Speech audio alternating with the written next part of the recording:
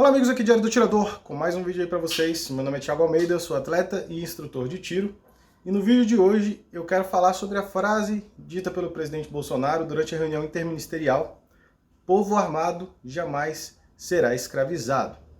E eu entendo que muita gente tenha tido contato com essa frase pela primeira vez, talvez assistindo esse vídeo da reunião ministerial. Isso acontece principalmente porque aquela galera de esquerda, aquela galera da Lacrolândia lá, eles vivem numa bolha onde eles têm contato só com as próprias ideologias, o ambiente é altamente censurado para ideias diversas e muitas vezes durante a própria campanha do Bolsonaro, onde ele disse isso diversas vezes, eles sequer davam atenção.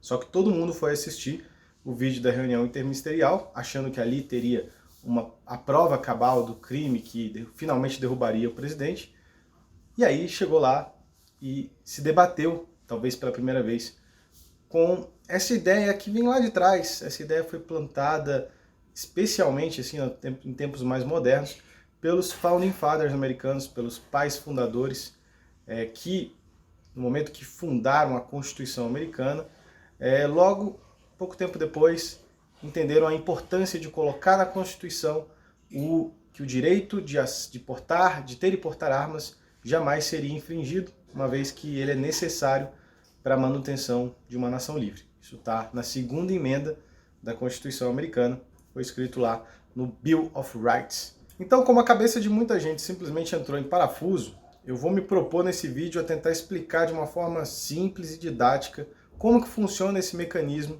de manutenção da liberdade através de uma sociedade, de um povo armado, uma sociedade civil armada. E eu peço que ignorem o fato de eu ser um simpatizante do governo Bolsonaro. No entanto, eu não sou nenhum tipo de idólatra, eu não promovo nenhum tipo de idolatria a políticos. E peço também que ignorem a questão da crise sanitária que está acontecendo nesse momento. Eu também tenho minhas críticas em relação a como o governo está administrando a crise. Mas vamos se ater a esse argumento, porque ele é muito maior do que Bolsonaro. Ele, como eu disse, veio lá de trás, vem de séculos atrás, e eu espero que essa ideologia se mantenha por mais alguns séculos à frente.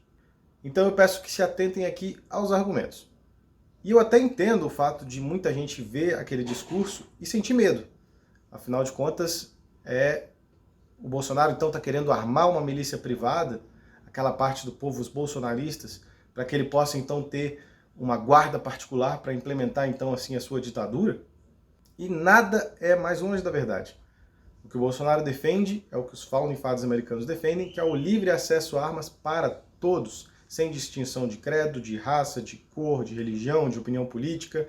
Basta você ir na Polícia Federal, pedir sua arma, ou ir no Exército, tirar o seu registro de atirador esportivo, de colecionador de arma e comprar o que você quiser. A sua opinião política não faz parte do rol de documentação, e é isso que garante que todas essas parcelas da população tenham exatamente os mesmos direitos.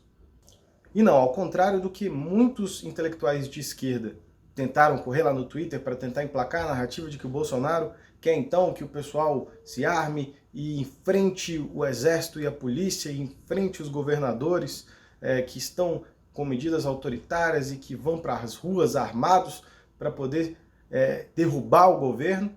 Nada disso foi dito na reunião, e aliás nem é por isso que os intelectuais de direita defendem a liberdade de acesso às armas como uma instituição para a manutenção de uma nação livre. Não é esse o mecanismo. Eu vou tentar explicar para vocês qual é o papel de uma sociedade armada na contenção de uma possível escalada autoritária. E a primeira coisa que você tem que entender é que todo país sério tem uma Constituição. E não, a Constituição não serve para dar direitos para as pessoas.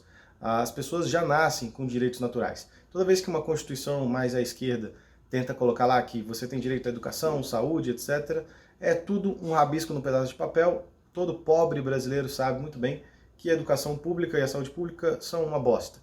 Então, as constituições existem, na verdade, para diminuir a capacidade de intervenção do Estado na vida do indivíduo, para limitar os poderes do Estado, para dizer até onde o Estado pode ir e em que circunstâncias ele pode violar esses direitos naturais de ir e vir, de vida, liberdade, propriedade, direito, busca da felicidade e tudo mais. E o Estado tem a polícia e os militares. Eles são o braço armado do Estado.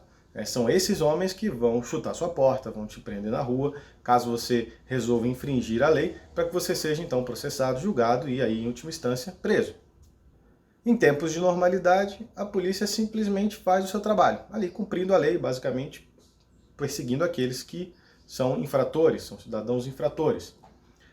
Mas eventualmente algum político pode resolver querer mijar fora do vaso, querer avançar um passo a mais do que ele pode fazer, às vezes aprovando leis injustas, leis inconstitucionais e dando ordens para que a polícia as cumpra, né, as enforce.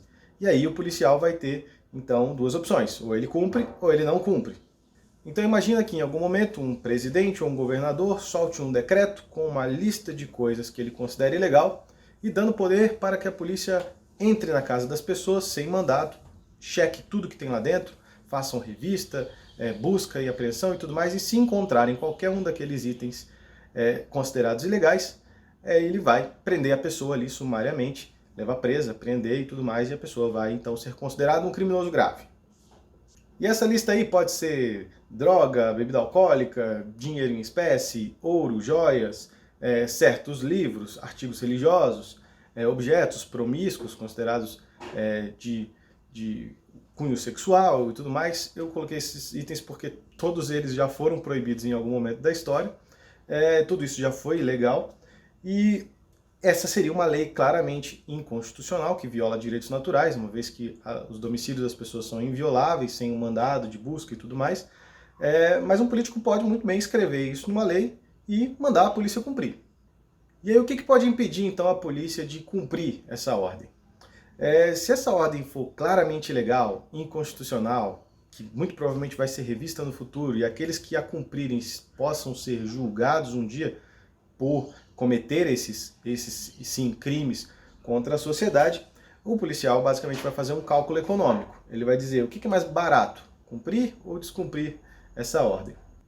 E aí é que entra o papel de uma sociedade civil armada.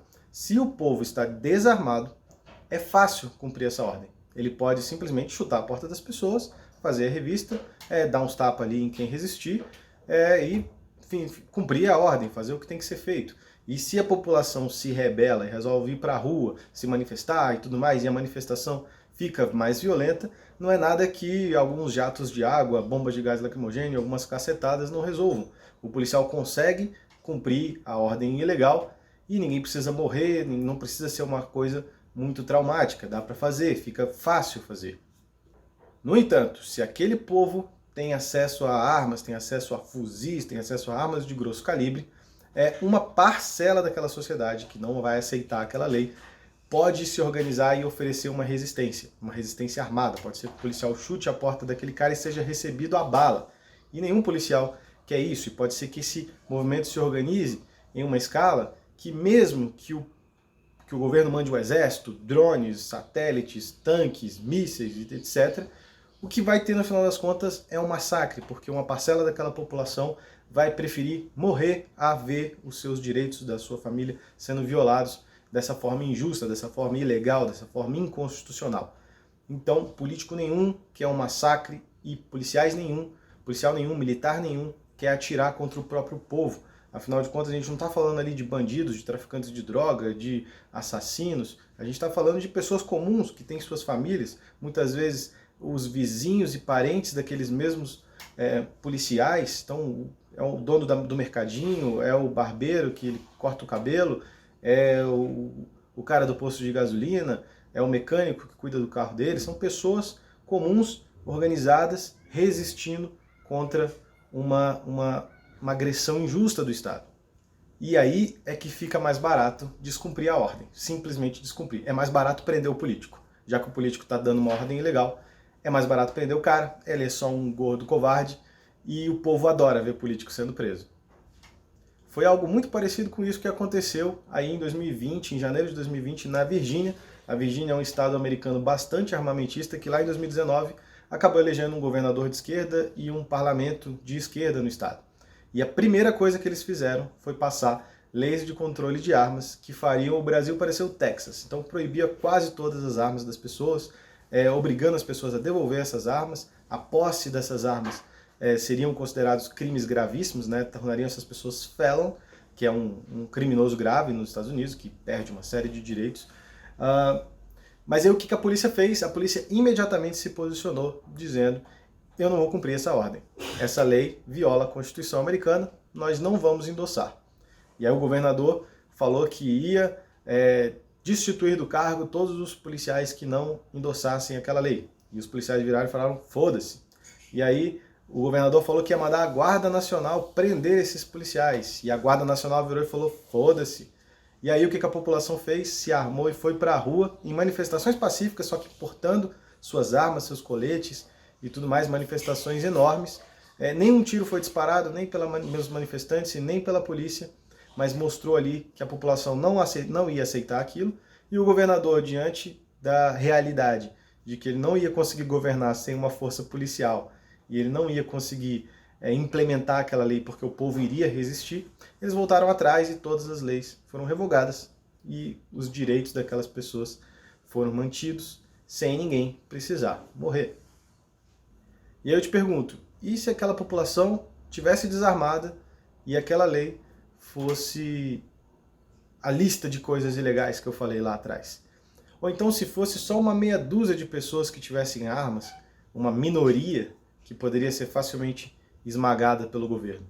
Será que a polícia teria tomado a mesma decisão de não endossar aquelas leis? Será que eles fizeram aquilo porque eles achavam que era justo ou porque eles viam que era impossível de cumprir? E é mais ou menos assim que funciona esse mecanismo. O mundo hoje só está em paz há tantas décadas porque alguém criou a bomba atômica, e hoje todos os grandes polos militares do planeta possuem a bomba atômica. Então isso faz com que um conflito entre essas grandes potências seja muito caro. Não teria lado vencedor, seria um massacre de ambos os lados. Então a diplomacia cresceu muito no planeta depois da criação das bombas atômicas. Ficou muito mais barato falar, o convencimento, a negociação, do que partir para a porrada. É mais ou menos assim que funciona essa relação entre uma sociedade civil armada e o Estado. Uma sociedade civil não deve confiar em um Estado armado que a impeça de ter armas, porque isso é para garantir o direito de algum político lá na frente, em algum momento, resolver mijar fora do vaso, resolver atacar as liberdades individuais das pessoas. É para isso que eles defendem o desarmamento, não só o Estado, como grandes corporações também, que muitas vezes lucram com a opressão do povo. E aqui no Brasil agora, nesse momento de pandemia, a gente está vendo, por causa de um vírus, assim, diante dos nossos narizes, direitos naturais sendo violados. As pessoas estão sendo presas nas ruas, na praia, mulheres sendo algemadas de biquíni por policiais homens, o que em tempos de normalidade seria considerado um absurdo, mas a gente está calado por causa do medo, a gente está sendo controlado pelo medo de pegar esse vírus, de adoecer, de morrer. A gente está vendo pessoas morrendo ao nosso redor.